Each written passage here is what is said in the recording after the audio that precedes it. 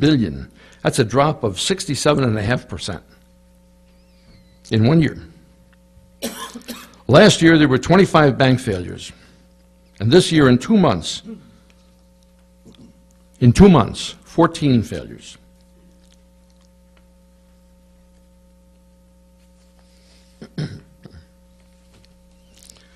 The State Board of Education of Connecticut, the State Board of Education, in December adopted a budget resolution that included an overall 10% reduction. At least 42 states have mid-year budget deficits. Our national non-farm unemployment rate is 7.6%, and it's climbing every month. 3 million jobs have been lost in the past 14 months, and job losses continue to mount. In fact, just this morning it was announced that 700,000 jobs in the private sector were lost in the month of February. 700,000 in 1 month. The U.S. auto industry's unit sales have dropped from an annual rate of 16 million to less than 10 million.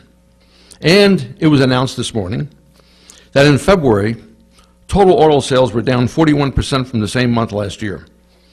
And they're currently running at an annual rate of 9.1 million units. 9.1 million from 16.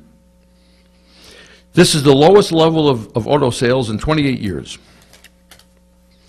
There have been many corporate powerhouses, such as General Electric, that has lost 85% of its market value in the past 16 months, and Citigroup, that has lost 95% of its value in the same period. Crude oil prices dropped from $145 a barrel in mid-2008 to a very recently $35 a barrel. The U.S. housing market is on its knees with 1.8 million foreclosures in the past 2 years, and that number is projected to rise to 7.7 million by the year 2012. 1.8 million to 7.7 million. That's what the future may look like. Let's get close to home. In our own Fairfield County, the average drop in the median sale price for single-family home sales for the entire 23 towns, all 23 towns in Fairfield County, was down 7.3% for the full year 2008 versus the full year of 2007. And in Newtown, it was 7.9% below 2007 for the same period. The U.S. government has put forth trillions of dollars to shore up the financial and industrial complexes that are at the core of our economy. This is the atmosphere that existed several months ago, that exists today, even in the worst case, and that we can foresee, at least in the near term, perhaps for the rest of this year and maybe even beyond. This is the atmosphere that prevailed when we set our sights on how we were going to approach the budget for fiscal year 9-10. There are there are many more examples of the dire straits we are in, and they could be given. But I think that's enough to cover the point that I'm trying to make. So you might ask, so what does all this have to do with the budgeting strategy? Well, it has a lot. It could be summed up by paraphrasing Dorothy, who was played by Julie Garland, when she was speaking to her dog, Toto, in The Wizard of Oz. And the paraphrasing is, "We're not in Fat City anymore, Toto." I personally was certain that we needed a budget that strived for a tax decrease after taking into account the anticipated losses in revenue that were surely to come. In the worst case, we had to propose a budget that had as an end result no tax increase. In the worst case, no tax increase. This economic and continually deteriorating situation demanded that government scale back its spending significantly. Notice the words I used: scale back its spending, not reduce the rate of increase. I proceeded with the assistance of our director, Bob Tate, who's sitting to my right, on the basis of 3 assumptions. And the assumptions are important. Number 1, the tax collection rate would remain at the 99% level. My own personal belief is that this was a little bit optimistic. Number 2, but remember this was done several months ago. Number 2, there would be no change in the grand list. We have come to realize that this assumption is fairly accurate, because I think the change in the grand list for Newtown turned out to be 0.0007%. So for all intents and purposes, it has remained the same. And number 3, total town revenues, other than tax collections, total town revenues would drop 14%, from $16.54 million to $14.23. We then proceeded to work up the spending in total and on both the town and Board of Ed side budgets that would result in the same sums as this fiscal year to be raised by taxation. Clearly and without question,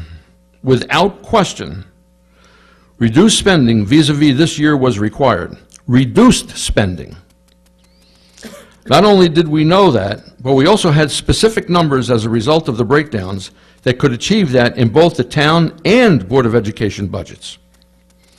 But I am here only to address the town side of the budget, and I will not comment on the Board of Ed budget. The Board of Selectmen is presenting to you for consideration a budget that reduces our spending from this year by $1,433,331, or 3.63%. We've exerted great deliberation on this with 6 meetings spanning about 26 hours of detailed deliberation, line by line, department by department, and request by request. We have attempted to be extraordinarily fair, but firm in striving toward our objectives. Philanthropic requests were given very careful consideration, as were all requests from all sources. We believe that we have a budget which is responsible to our employees, our labor negotiation partners, our obligations to the spirit and the letter of our commitments to the state and the bondholders, our suppliers, ourselves, and above all to the people we represent, and they are the citizens of Newtown. We did not, and I want to repeat this, we did not structure this budget with some fat in it that the Board of Finance and or the Council should remove. In fact, we stress that we have done all that we believe could be done under the circumstances that surround us, and we respectfully request that you intensely engage in your due diligence, because once you do that, we believe that you will see that this proposal is acceptable on its face, not only to you and the Council, but also to the people that we serve. Thank you. Thanks, Paul. All right, that being said, I want to jump a little bit around here, if that's okay, because I know you've got an issue.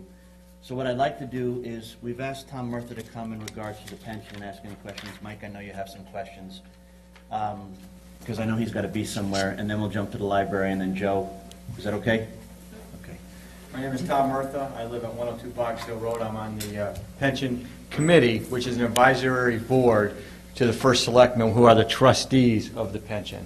And John told me and Joe told me he had some questions about the pension. And I'm not one of the I'm not a advisor, but I'll answer them the best I can. Sure. Tom, thanks for being here. You're welcome, Mike. I sat in on one of your meetings, and you recall that I was the only public person in the audience. I remember. You get a big draw at that meeting. We do get a big draw. Could you just give the board here a little overview of how you arrive and how you work with your consultant to really figure out what the contribution has to be for the town to make into the pension plans, and what the actuarial assumptions might be? Sure. Ask me questions as we go, but here's what we do. Basically, we hire an actuary who was given to us by T.R. Paul, who, we bid everyone. We used to use Hooker and Holcomb, and T.R. Paul gave us a much cheaper price, and very good actuaries. We've had good luck with them. Our pension committee started years and years ago. I think I started in 1979 with about $300,000. Back then there was GLICs you can invest in for about 10%. We invested it. We ended up with about $12 million in 1999. We realized that a bunch of people doing this on a once a month shouldn't be managing $12 million. We went out and bid with all different managers. Merrill Lynch, I think Prudential came in. Many came in. We looked at a